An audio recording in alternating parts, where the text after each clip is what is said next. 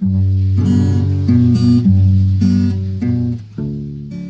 pagsugod, magbasa ta diri sa Hebrewanon 4:12 o 13.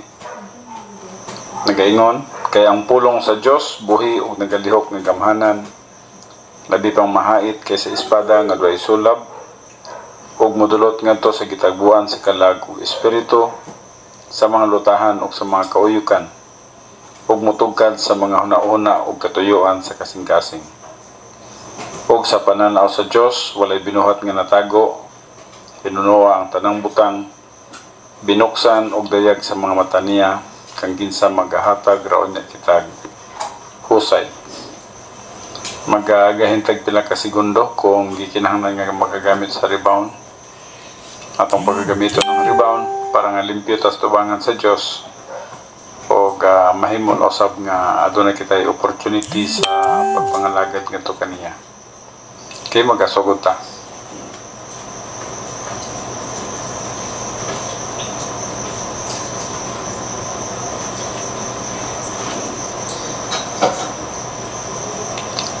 Amahan mo nga Diyos na iningatak na sa kagabhiyon, kami magaduol na usab sa imong balaan nga presensya.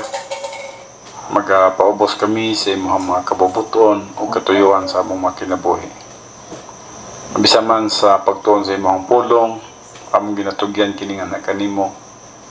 Naghangyo kami nga dili masayang ang among pagpaminaw, ang among pag-anhi diri sa panimalay sa hiyana, kundi nga aniya kami Father God nga naga-produce kami sa tinuod nga Kristohanon nga pagkinabuhi, naga-produce kami og divine good, mga pagpangalagad Father God nga madawat sa imong atubangan.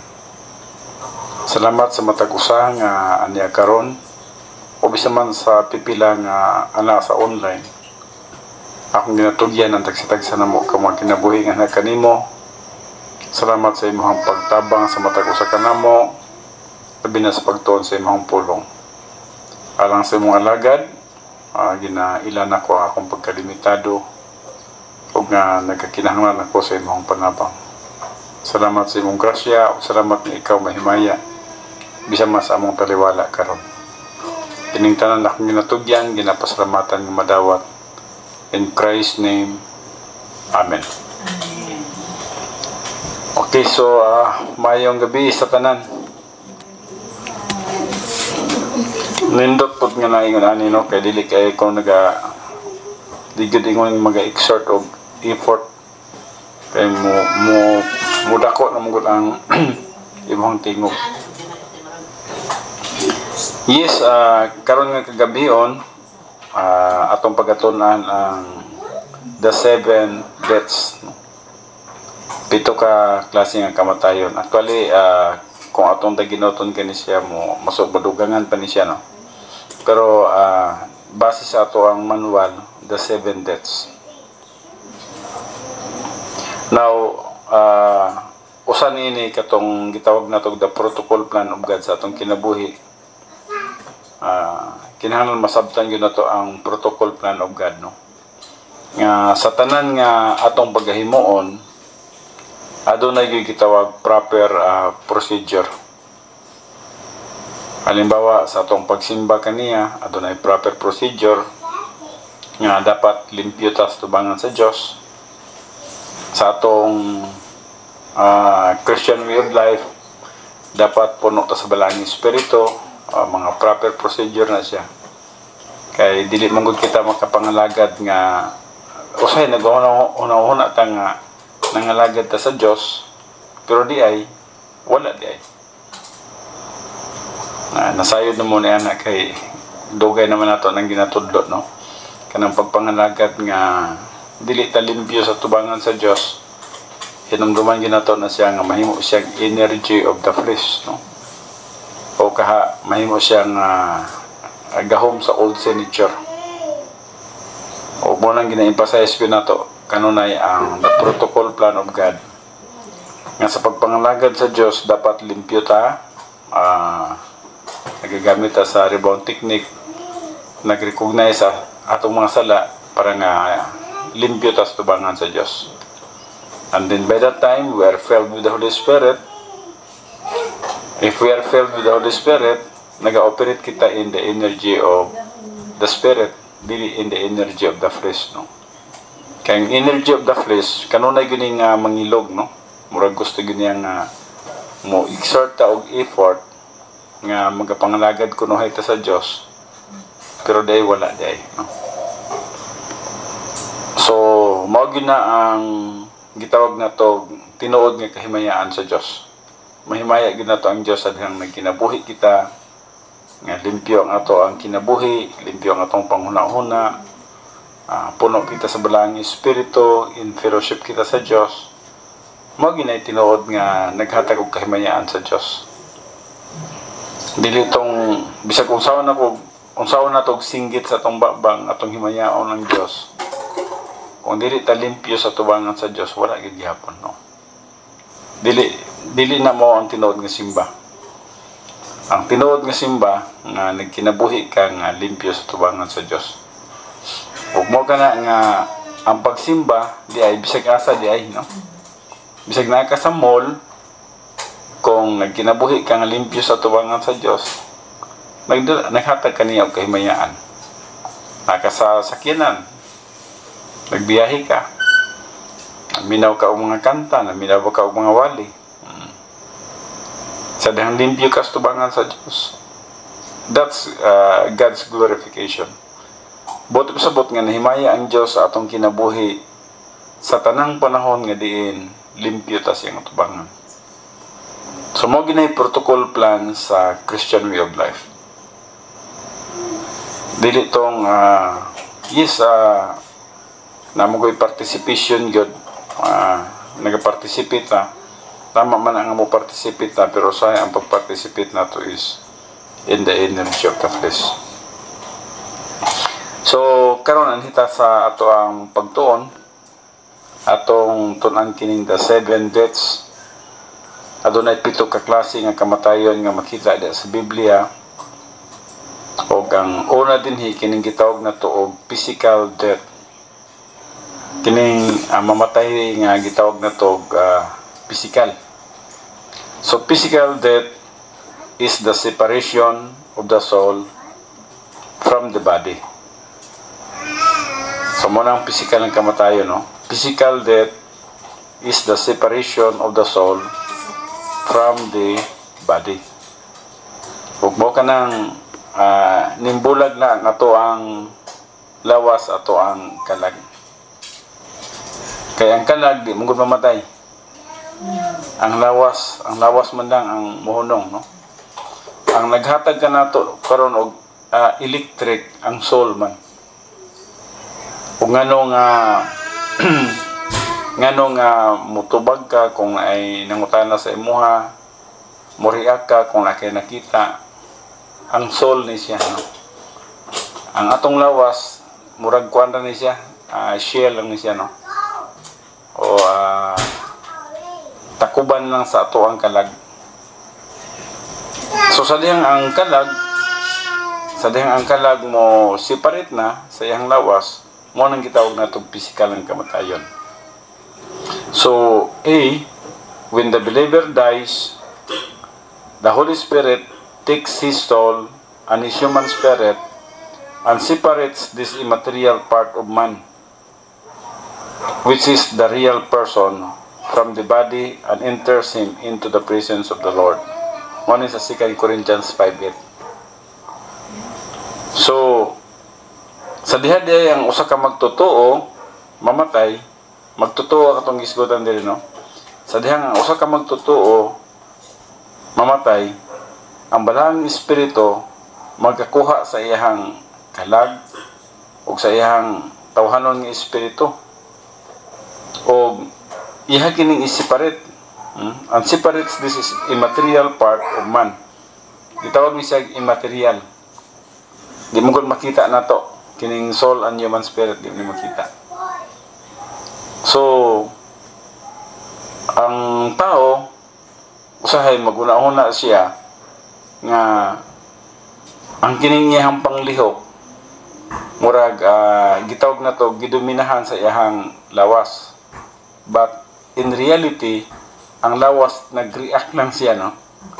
Igo lang nag-react siya sa iyang soul. Ang soul is morning mentality, morning atong volition, so conscience, self-consciousness, no? And then atong nakita ang emotion, yes, adora siya gitawag na to dinha nga kalihukan gyapon sa toang kalag. But based sa edition sa pagtudlo ni Bob Chim, no, ang emotion by now iha kining gi-edit, no. Gihimo niya nga ang part sa soul mo lang gyud ang mentality, volition, conscience, and self-consciousness. Tungod kay sa emotion atong nakita, usually ang mga tao doon ay good emotion ay bad emotion, no? Pero usually ang tao once nga nag-operate siya sa emotion, kasagaran gid na failure, bad emotion. So diri nagaingon which is the real person. Ang real person mo ang atong soul ug ang atong human spirit. So from the body and enters him into the presence of the Lord. So muna na siya, no? Ang ato ang pagka tinuod nga tao, muna na mo pauli na nga to sa Dios. So that's it na. Kaya ang tao manggod sa dihang himo kitang magtotoo, pagkahimo na tong magtotoo, dapat masabtan na to ang atong kinabuhi, no? Kining gitawag na to ang atong pagkinabuhi sa dinhi patak sa kalibutan, o gikinahanglan mahibulutang nata sa normal life, no. Now ang pangutana dinhi unsa na to pagila sa normal life. Once nga naghuna-huna gini tag kalibutanong butang, abnormal siya. Bisan tinuod ang atong pangisip normal, pero wala kita nagkinabuhi sa normal Christian life. Naghunahon tag kalibutanon. Ang atong ambisyon naghinubra, no? Nahimo siyang abnormal. Og ma-sense na to atong maditikan ang atong kaugalingon nga dili man gini mao ang kabubuton sa Dios atong kinabuhi ba. Ang kabubuton man gyud sa Dios nga magkinabuhi ta nga normal life. Apan lagi kay ang normal life nagabase sa protocol plan of God. Magkinabuhi lamang kita sa normal life sa diha nga naa kita sa plano sa Dios. So outside of the plan of God is abnormal life. O wala mo tingala kita nga unsa man atong kinabuhi, oy nagkisi-kisi man ta nga natas kalibutan. Kita mismo makadiktik ta nga dili man ko dapat unta maginanya, ikaw mismo makadiktik sa mong kaugalingon. So ma-sense nimo ang normal life o abnormal life. So kung gawas kita sa plano sa Dios, gitawag na siya og abnormal life. Pero sa kalibutanon nga mga tao, dili nila maditikan ang abnormal life o ang normal life. Dili na maditikan, no? Alang sa mga karnal nga mga magtotoo, murag pareha po ng iyang aksyon sa mga dili magtotoo. Bisan tinuod ang iyang kinabuhi abnormal sa mata sa Dios, pero para sa iya na kuan ra murag naguban-uban na sa kalibutan. Kristohanon siya. So ang kabubuton gyud sa Dios nga magkinabuhi kang normal life. O ang kinabuhi nga normal life nasa gitawag na to pagkinabuhi nga balaan, experiential ang pagkamatarong. O makita nimo nga ang usa ka magtotoo nagkinabuhi isa sa normal life tungod kay ang ihang mga gawi sa kalibutan kuan kanang hapsay, kalmado, relax, walay mga kasuko, walay mga kasina, walay mga kaguon, walay mga kabalaka. Once nga mga bot mangguna siya is abnormal na mangguna siya. Basta na siya. Itawag na siya abnormal life, no? Ang normal life katong ang balang espiritu nagabunga sa atong kinabuhi. So, yun na niyang kinabuhi, dapat mahibalo kita magkinabuhi nga Kristohanon. Kung dili kita kabalo magkinabuhi nga Kristohanon, dili po ta kahibalo magkinabuhi sa kamatayon. Now, bot ipasabot nga, kung dili man ganita makahibalo magkinabuhi sa kinabuhi nga Kristohanon, how much more sa kamatayon? Ngunang may tabo lamang ang pagkinabuhi nga normal sa dihang nagatubang kita sa kamatayon, sa dihang kahibalo kita magkinabuhi nga Kristohanon, normal Christian life. Kung dili ta makakatuon sa normal Christian life, the more sa gitawag na to dying life. Siguro pagkatubang na to sa kamatayon, grabe na ginatong kahadlok nga na, no? Kay nagkinabuhi, wag ta kahibalo sa Christian way of life gani. Di kita kabalo unsa pagkamatayon. So dapat gyud masabtan nato ang Christian way of life, genuine Christian way of life. Kaya kung masabtan nato ang genuine Christian way of life, bisan man mo atubang usab kita sa kamatayon, mahibalo po ta. So, para sa tuwa, pag mamatay, uli na di ko sa Ginoo, promosyon na di ay, no? So, pero kung wala kang hibalo sa normal Christian life, imposible sa imuhang nga magkinabuhi ka sa imuhang dying life, no? Pildig hapon ka sa imuhang, kasi yun naman lang, ang Christian way of life, duha lang. Sa buhi pa ka, dapat nahibalo ka kung sa pagpanganagad sa Diyos. O sa dihang mamatay ta, kabalo po ta nga motubang sa atong kamatayon. So morning gitawag na itong physical death, no? When the believer dies, the Holy Spirit takes his soul and his human spirit and separates this immaterial part of man, which is the real person, from the body, and enters him into the presence of the Lord. So 2 Corinthians 5:8. O usa ka promotion day ang gitawag nato kamatayon. So physical death, letter B, no? Physical death occurs when the electrical impulses of the brain can no longer be detected. Now, kano sa man hitabo ang physical death? Kano sa man ning electrical impulses of the brain can no longer be detected?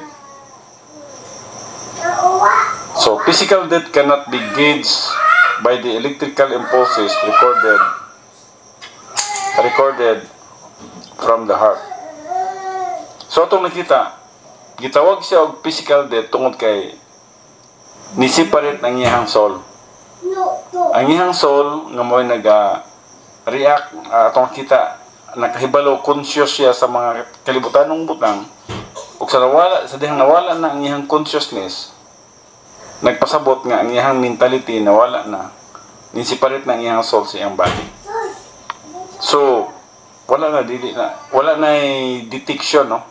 Ang mga medical nga mga courses, nagatudlo gina sila, no?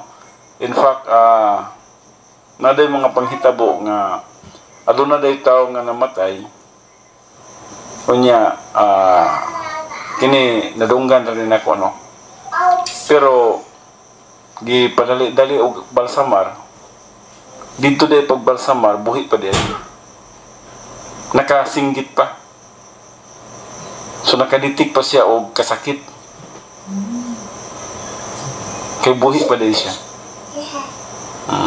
So that means napay impulses, napay electrical impulses dito. So buti pasabot nga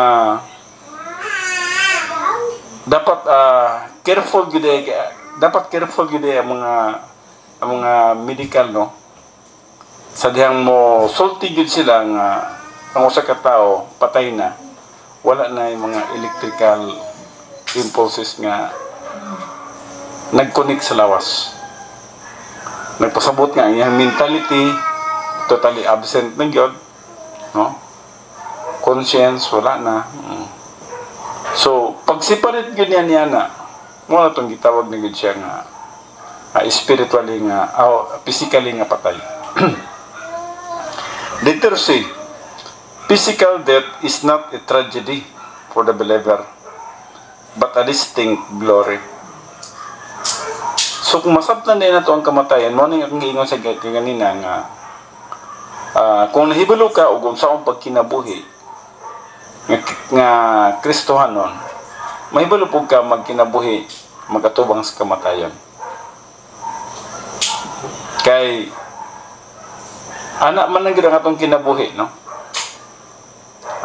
kinabuhi tas kalibutan o grasya na kayo niyo nga pareha karon, no, grasya na kayo ni nga buhi pata karon. Ang purpose gyud sa kinabuhi nga mangalagad kita sa Dios. Ayaw gyud una-una ang buhi ka nga imuhang ibutang imuhang kinabuhi dito sa pleasures, dito sa kalibutanong butang. Ang Diyos naghatag na itong kinabuhi kaya napagid siya purpose, napagid siya katuyuan, o ganyang katuyuan sa extension sa atong kinabuhi nga magamit na to alang lang yun sa iyang kahimayaan. Maura man ginay purpose sa Diyos. Pero kung ang tao dili kasabot niya na, madala gid siya sa sulog sa kalibutan. Dito gid siya sa kalibutan, no? Dito gid siya mo dasdas sa mga kalibutanon nga mabutan. So mo na nga ang reality yun sa kinabuhi nasa human sa kamatayon. Umunang ang atong ginapangandaman gid karon ang kamatayon man gyud, kay eternal man gyud. Nga ini kamatay nato nagita si Ginoo. Ini kamatay nato ang atong kinabuhi sa kalibutan napuslan sa Ginoo. Dili tong napuslan sa kalibutan, dili tong nagkinabuhi sa kalibutan ng butang.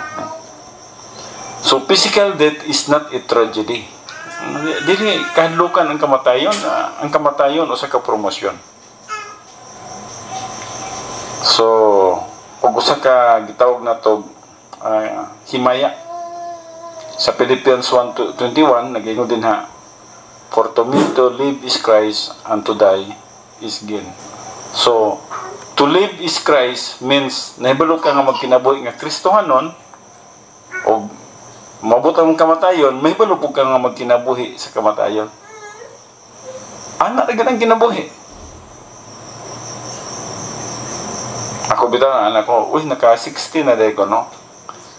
Ko napil na ko sa senior citizen, pero ang pinakanindot giniha nga ang grasya sa Diyos ba?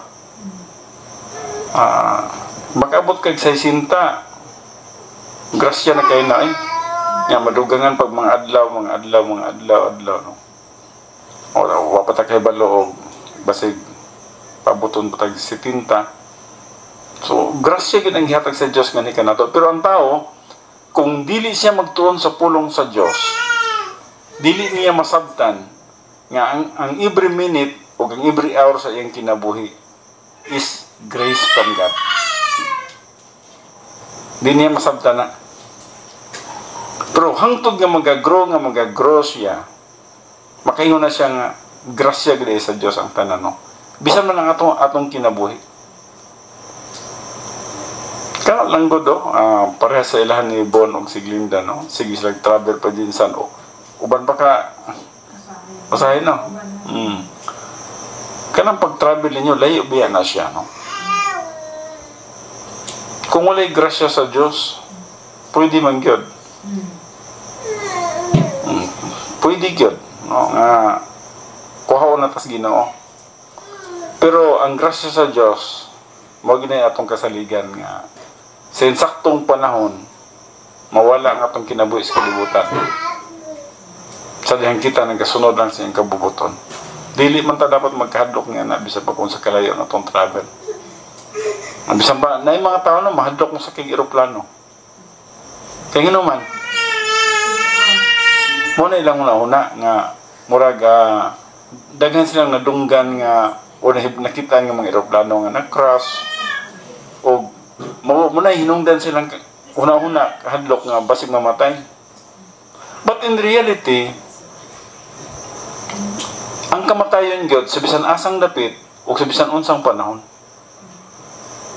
Una nga bisan man nagsakay tag eroplano, nagsakay tag barko, ang dapat gyud nga nasa tong isip nga ang Dios ra gyud ang nagabuot sa tong kinabuhi. O busa dili ta dapat magkahadlok, dili ta dapat mag-doubt. Ato lang ilib na to ng adlaw. One day at a time para sa Ginoo. Kung mao man ang pasakay pa man ta sa Dios sa eroplano, salamat. Siguro kanang nga pamaagi gwapong experience sa Ginoo nga ma-experience nimo ang tunod nga pagtuog pagsalig sa Dios, pagtuog pagsalig sa piloto, pagtuog pagsalig sa eroplano nga kaya kang dalon niya from A to B. So, mag-grow ka ni ana. Magana ka nga, ang Diyos ra mo ginhibalo sa akong kinabuhi. Huwag nga dili ka dapat magkinabuhi sa kahadlok. Pero na mga tao nga, ako ganit, ako'y parinti nga, nasi anak nga to sa abroad, pero hindi siya kabisita sa iyang anak sa abroad. Kaya mahandlok mo yun mo sa kay-aeroplano. Sa mo na to anak. So, ang iyang anak, duha ra ba yan ang iyang anak?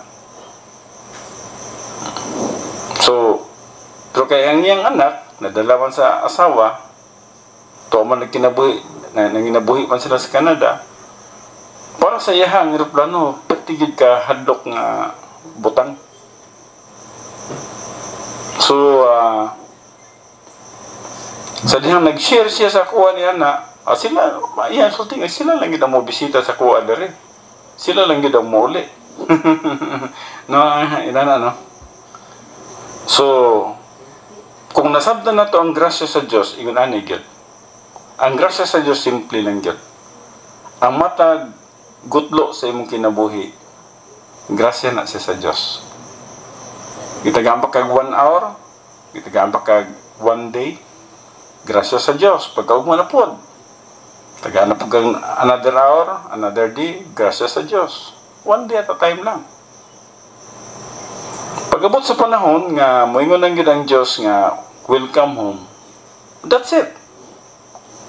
Humangat sa kalibutan. So, letter D. So, ang letter C, no, physical death is not a tragedy for the believer, but a distinct glory. Usa din siya ka dakong kahimayaan. And then, absent in the body means present with the Lord. Kung wala na tanining lawasan, nanatas Ginoo. Letter D, the unbeliever has no future with God. Morning delikado. Ang usa ka dili magtotoo, wala gyud siya future with God. Mabitan na ang atong mga paryente dapat kuan kita, no? Dili lang yun nga concern ta sila ha. Kung napay chance mag-double time kita sila. The unbeliever has no future with God. When he dies, nawala na ba yung decision siya sa diyang mamatay na siya. Nya ang hulat ba yung si Ginoo sa mga dili magtotoo mao nga makabuhat gid siya og decision ingon nga iyang responsibility para nga ang grasya sa kaluwasan moadto kaniya. So, when he dies, his soul leaves his body. So, ang usa ka unbeliever sa dihang mamatay siya, ang iyang kadag mobiya sa iyang lawas and goes to a place called torments in Hades. Mao na pinaka para sa mga dili magtotoo, mao na pinaka delikadong panahon sa dihang moabot ng kamatayon. So grabe ka, opposite sila, extreme kay sila, no? Ang magtotoo sa dihang moabot ang kamatayon, usa ka malipayon. Sa nang kakauban na imo na makita ang Dios sa nawong ug nawong. Kinabuhi na ka sa eternity. Na ka sa phase 3. Samantalang ang usa ka dili magtotoo sa dihang mamatay siya, wala siya sa Ginoo. And then mag-antos pa gid siya dito sa torments, Hades. Wala pa gani sa gitransfer niya sa linawang kalayo. Wala pa siya gibalhin sa linawang kalayo. So, padulong siya nga to sa torments. Gitawag Hades. Naibalo naman siguro ang tanong, kasang Hades, no? Kasang Hades? Center of the earth. Naidapit dito nga puy-anan sa tanang mga nangamatay nga walay Kristo. So, kung mauning kalibutan, sa tunga-tunga nini na mga gitawag na itong mga compartments. So, grabe ka opposite nila. Samantalang ang magtutuo tuwa sa presensya sa Diyos langit ng malipayon, ang dili magtutuo tuwa sa Hades, nagantos, nagkalisod, nagbagulanon. Grabe ka opposite ang ilahang kuan ba? Ang ilahang gituan ba? Opposite lang direction, no? So this is the temporary residence for the unbeliever, where he awaits the last judgment and condemnation to permanent residence in the lake of fire. Kining gitawag na tog torments dire or Hades, temporary pa niya puy-anan. Pero ibalhin gyud siya ngadto sa eternal nga judgment niya o permanent judgment niya nga mao ang gitawag linaw ang kalayo. Sumala pa sa pinadayag 14:20. Atong basahon ni siya, no? Pinadayag 14 versikulo 20. Magayon sa dinhi. Og didto sa gawas sa syudad, ang pigsanan gipanaggiukan. Og gikan sa pigsanan, mibaha ang dugo nga may kahabog nga musangko sa bukados kabayo sa gitas-on nga 3 ka gatos. Tama ba ko?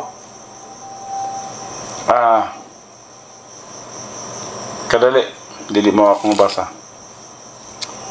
So sa pinadayag 20 versikulo 14 ito sa judgment, no? Unya ang kamatayon o ang Hades gitambog ngadto sa linaw nga kalayo. Mao kini ang ikaduhang kamatayon, ang linaw nga kalayo. Gitawag ni siya second death. Ang second death para lang sa mga unbelievers. Nganong gitawag siya second death? Nganong second death man siya?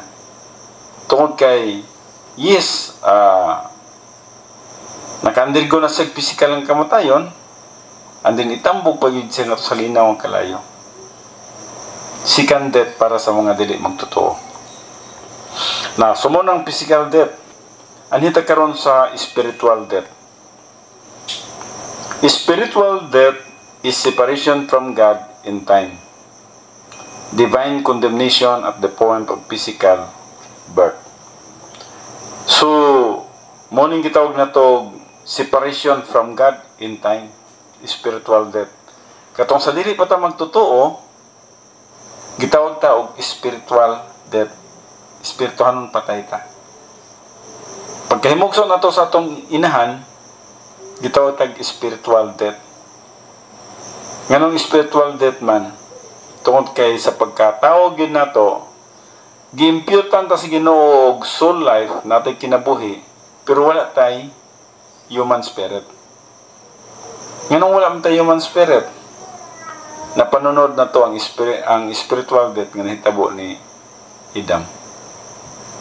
Sa dihang nakasala si Adam o kita kay na himutang manununod sa kahimtang ni Adan, busag kita sab na himo na sabtang espirituanong patay. Apan salamat na lang nga sa grasya sa Dios sa dahil mituta kang Kristo Jesus na-create pag-usap ang atong human spirit na himutang trichotomos na pod kitang mga minto. So alang sa mga magtotoo naka-recover kita na himo na usab kita nga trichotomos, wala kita nagpabiling nga spiritual death. So dili divine condemnation at the spirit of physical birth. Muna sa Genesis 2:17 sa takna nga nakasala sila ni Adan, sa dihang nakasala sila ni Eva, himulog sila sa Dios. Romans 5:12, yes, pinagi kay Adan, kitang tanan nga matay. So muna spiritual death ang iyang gisgutan din Romans 6:23, for the wages of sin is death. Sa Ephesians 2:1, no? So sa letter A, spiritual death was the result of Adam's original sin when he lost his human spirit and fellowship with God. So morning resulta sa gitawag na itong spiritual death was the result of Adam's original sin when he lost his human spirit and fellowship with God. So takna nga kasala siya ng nagsiba, nawala gid ang human spirit o nawala ang ilahang panag-fellowship kauban sa Dios. He was no longer able to comprehend spiritual phenomena. So dili na po sila makasabot sa mga espirituanong butang. Letter B, spiritual death for all subsequent generation is the result of the imputation at birth of the penalty of Adam's original sin to the genetically formed sin nature. So mo ni kita karon, no? Atong napanunod ug unsang nabuhat nila ni Adan og ni Eva og na-impute nganhi kanato ang bisan man ang penalty sa dihang natawo kita. So gi-impute dinhi kanato ang Adam's original sin. Og mo kana nga nakapanunod kita sa gitawag makasasala ang kinaiyahan. Mo nang ang tao nagi kinaiya nga makasasala. So every person is born physically alive but spiritually dead. So ang tao buhi man tanaw nimo pero di ay sa espirituhanon nga kahimtang patay di siya. Dichotomos lang siya. Body and soul lang siya, wala sa human spirit. So letter C, faith in the Lord Jesus Christ in time takes care of the problems of spiritual death. Sa diyang mutuo ang usa ka tawo di kang Kristo Jesus, mabalik na usab ang iyahang human spirit. Ug in 1 Corinthians 15:22. In Christ all shall be made alive. In Adam we all die, but in Christ all shall be made alive. O bisa man sa 2 Corinthians 5:17, ang yang gisgutan diya sa 2 Corinthians 5:17, if anyone is in Christ, he is a new creature. All things are passed away, behold, all things becomes new. So man yung gisgutan sa spiritual death. Now, wala gyapon diri sa spiritual death ang kahimtang ni Jesus Christ. Muna akong ingon nga pwede na itong madugangan kini siya. Kaya nga naman, kining gisgutan ng spiritual death din para sa mga unbelievers. Pero si Jesus Christ naka-encounter po siya og spiritual death, pero lahi ng spiritual death sa mga unbelievers. Ang spiritual death nga nahitabo kay Jesus Christ is gitawag substitutionary dito sa cross.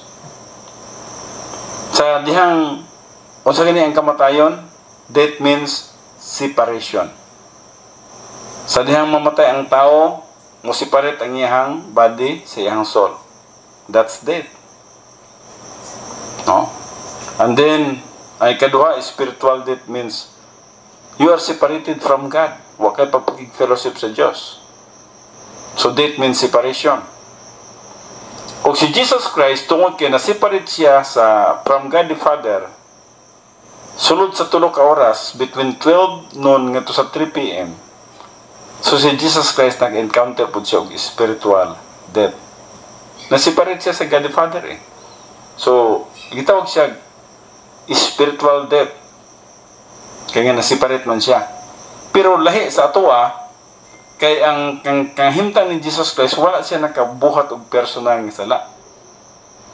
Busa ang iyang spiritual death is gitawag substitutionary. Gipasangil sa iya ang imong sala, ang akong sala, ang atong tanang sala, gi-impute nga to kaniya o gihukman sa cross, o dito sa cross naka-recover kita.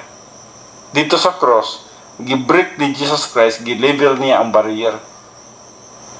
Busa tulong ka oras ang pagbayad ni Jesus Christ dito sa cross. Tulong ka oras nga ni-separate si Jesus Christ from God the Father.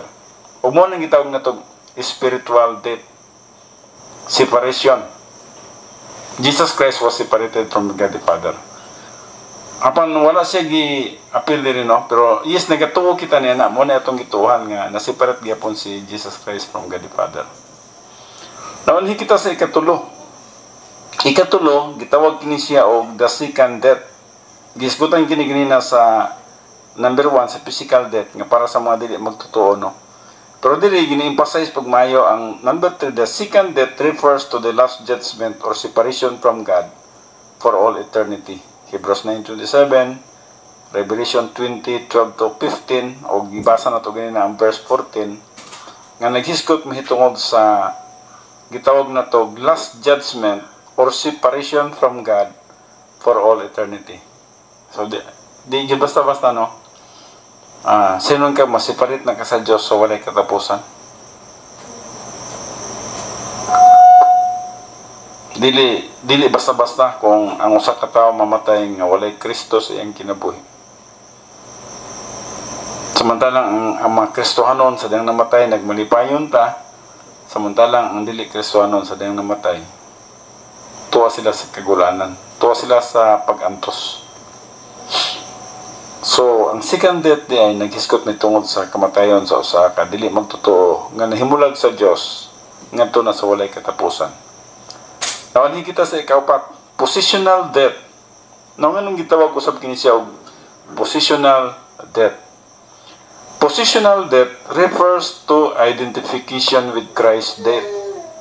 We are identified with Christ not only in His death on the cross, gitawag kini sa retroactive positional truth, but also in His ascension and session at the right hand of the Father. Gitawag og current positional truth. Kaya ang hinumduman na to nga ang truth baya is na gitawag current na pwede gitawag na to nga positional. So makita sa Roma 6 o nga sa 14 o bisan sa Colossians 2:12 o Colossians 3 verse 3. So, positional death refers to identification with Christ. That we are identified with Christ. Mabito nang ang usa ka magtotoo sa dihang moingon siya nga magpabautismo siya. Nung unsa itong ginabuhat sa bautismo? Di ba atong i-tuslob sa tubig? Pag tuslob sa tubig nga na, then mo lingkawas na siya. So, pag tuslob sa tubig, sumala pa sa Roma 6, naghulagway siya sa kamatayan ni Jesus Christ. We are identified with Christ's death. Ug sa dihang kita, nihawas na sa tubig, naghulagway sa atong bagong kinabuhi ug pagkabanaw. New life. Naghisgod siya may tungkol sa new life. So, gi-identify kita diha kang Kristo Jesus, no? Nga diin, ana-ana kita kang Kristo Jesus. O usually gyud sa baptism, ginabasa gyud nato kining Roma 6:1 ngadto sa 14. Mao gyud ang atong ginabuhat, gina-emphasize nato na wala man na siya labot sa kaluwasan, pero may meaning na sa usa ka magtotoo nga nakasabot na sa kamatuoran o gusto niya nga i-display nasa public display ngadto sa mga katawhan nga ako sumusunod ako ni Kristo. So mo nang pwede siya musunod sa Kristo anong bautismo. Pero sa kaluwasan wala siya ikuan wala sila ilabot kaya bisan pag dili siya bautismohan kung mituo siya kang Kristo Jesus, luwas gina siya. Now number 5, Dirita si kitawag temporal death. Temporal death is the believer's separation from fellowship with God in time. Now, nganong gitawag man siya temporal death? Temporal death tungod kay ang usa ka magtotoo nahimulag sa Dios in time. Sa unsang parte nga nahimulag siya sa Dios in time? Kaya sa diha nagkarnal siya. Pag karnal na to, nagbuhat ag usa ka sala, nga wala pa ta nag-rebound. So, na temporary out of fellowship ta, ning gawas ta sa gawas. Huwag mo nang gitawag siya temporal death kay pwede man kang makabalik. Sa pag 1 John 1:9, balik na po kapag pagkig-fellowship ka uban sa Diyos. Kaya naman lagi diri ang pagpakig-fellowship sa Diyos ang pinakanindot ng kinabuhi. Na diri ang normal life sa pagpakig-fellowship ka uban sa Diyos. Wala dito sa gawas. Abnormal ang sa gawas. So mo na nga gitawag sa temporal death. When the believer gets out of fellowship with God through sin, either mental, verbal, or overt, he is in status quo carnality, frequently referred to as death. Gitawag yapon siya death sa Bible. Kabantay mo itong usa ka amahan nga sa doctrine sa prodigal son, ambot nagkapaminaw mo ito nitong actually nahuman na to ang prodigal son sa rebound and keep moving sa prodigal son. So nanatas doctrine sa prodigal son karon. Nga ang iyang amahan sa dihang may biya ang iyang anak, gikuha niya ang tanan niya mga bahin, then dito kinabuhi siya nga naglipay-lipay sa gawas. Pagkahurot siyang bandi, ang consequences na narbaho siya. Pero dito siya nakatrabaho sa usa ka amo nga diin ang ilahang panginabuhi mo ang babuyan. Nya, ang usa ka Hudiyo baya dili gyud sila ganahan ng baboy para sila hugaw gid na. Dito pa hinuon siya nagtrabaho. Siya tiglalog. O ang pinakamatindi dito nga ultimo ang pagkaon sa baboy, gusto na niyang pagkakaonon tungkol sa kagutom. Pero sa nakarealize siya, minsan nga, dito sa akong amahan, pagkadaghang pagkaon dito.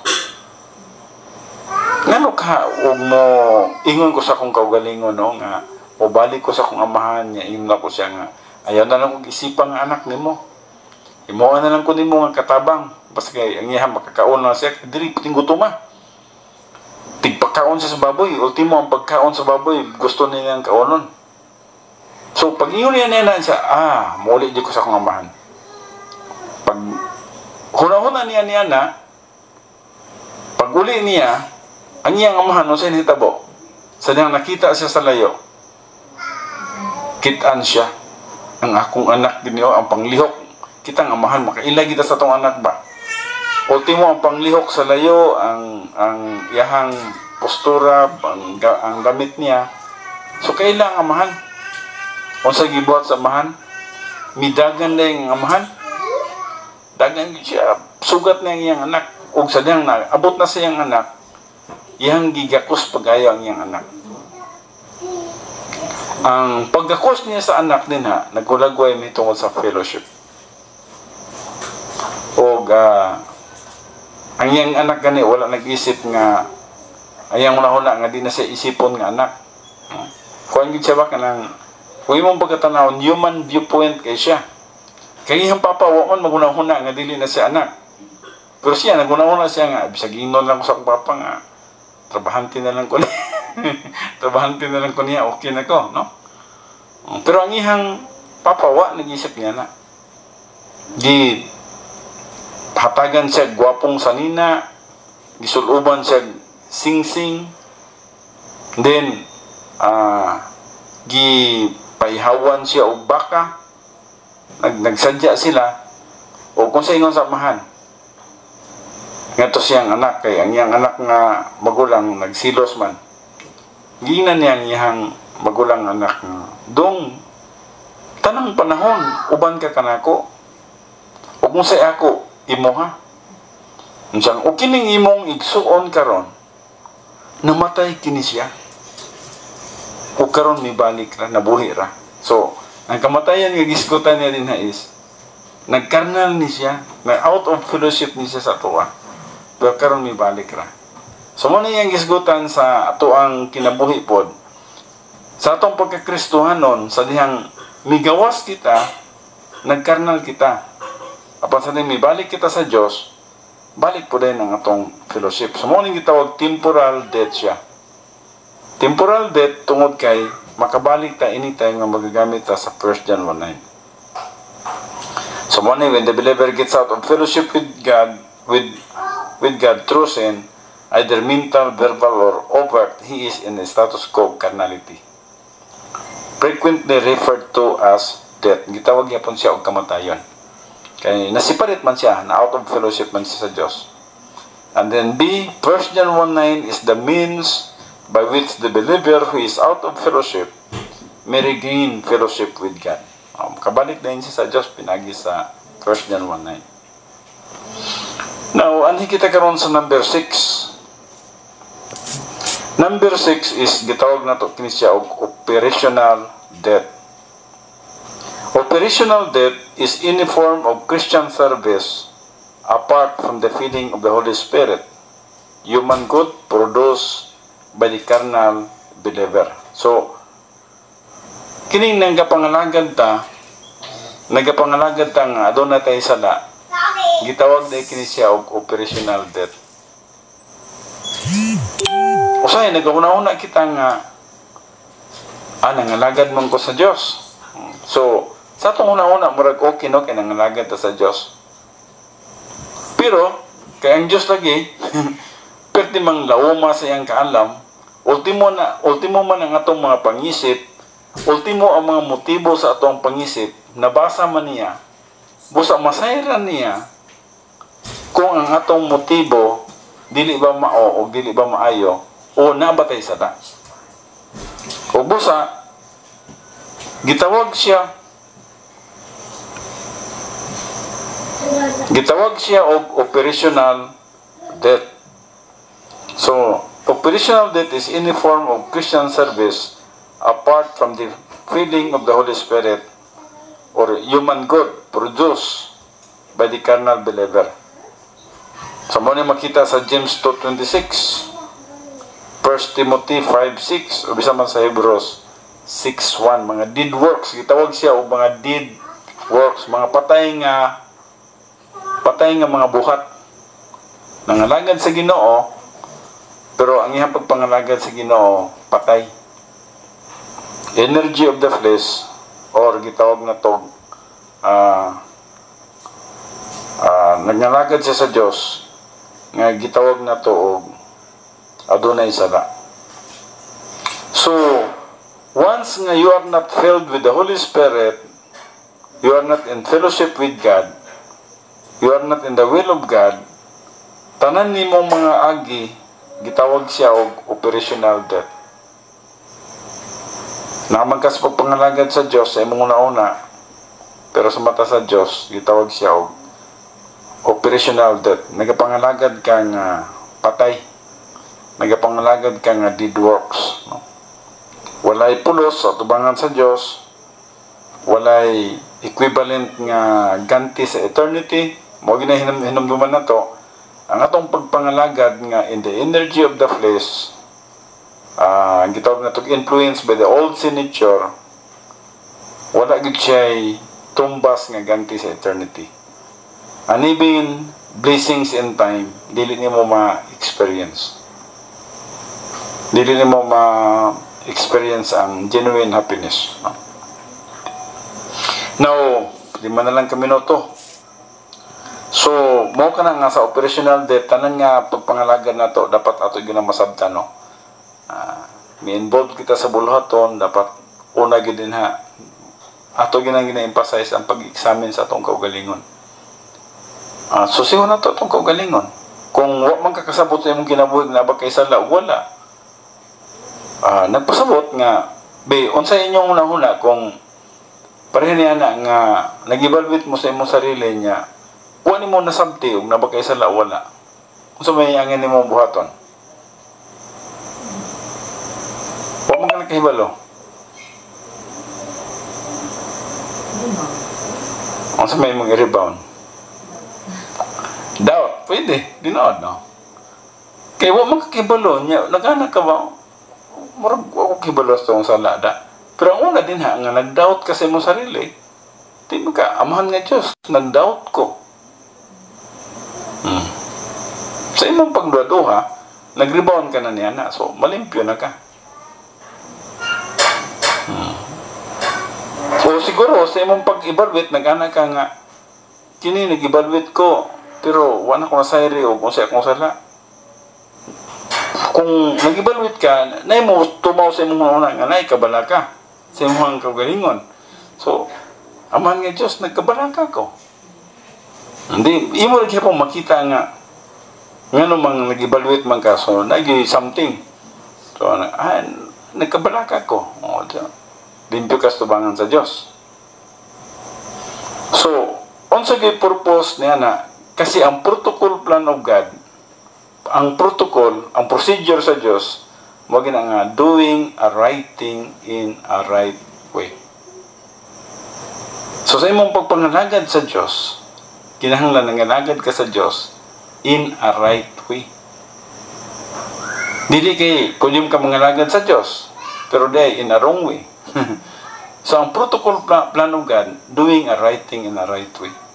So, munang first, guna siya, limpyo sa tubangan sa Diyos, in fellowship with God, in His will, ang parekaron, nata diri. Nagpasabot nga we are in His will. Kaya kung karon nag-Bible study ta diri, pero ikaw, nakibalo kang na-Bible study diri niya, naglatagaw ka rito sa park, obvious kaya na nga you are not in God's geographical location. You are not in His will, no?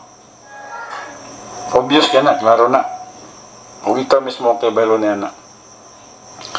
Okay, so munang operational debt, no, at least masabta na to, kana siyang sa ato din pagpangalagad, dapat masabtan yun na to, nga wala ta naga-operate diha sa deed works, no? Ang atong pagpangalagad sa Diyos, gamay na lang kayo ang panahon gid ba akong gitanaw. Hindi lang kita managna kay pangit man gid managna. Wa man kita gitugutan sa pagpanagna, pero sa ako yung panglantaw gyud dili na gyud dugay ba. Murag mo kilab lang gid siya. So nang careful ta, we must be careful sa atong pagpangalagad sa Dios. Dapat careful ta sa ato ang pagbuhat sa mga buluhaton nga tinuod gyud nagahatag og tinuod nga kahimayaan sa atong buhi nga Dios. Ug kung sa gani ang paghatag og tinuod nga kahimayaan, dili tong nagsigig-singgit nga glory to God, himaya sa Dios, no? Pwede to siya, sa nang limpyo ka.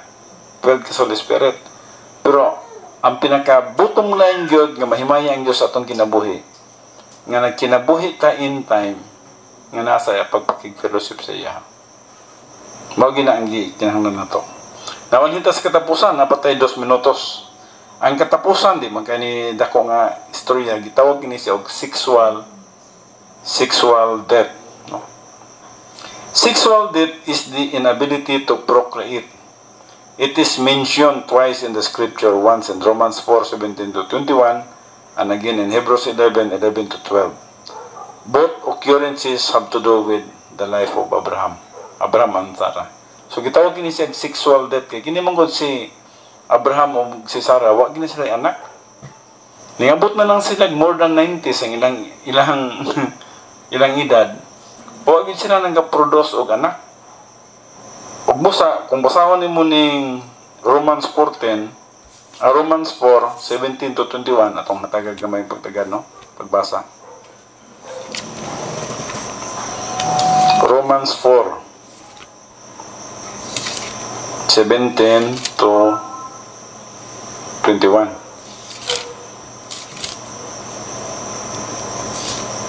Kini kay ngon dinhi.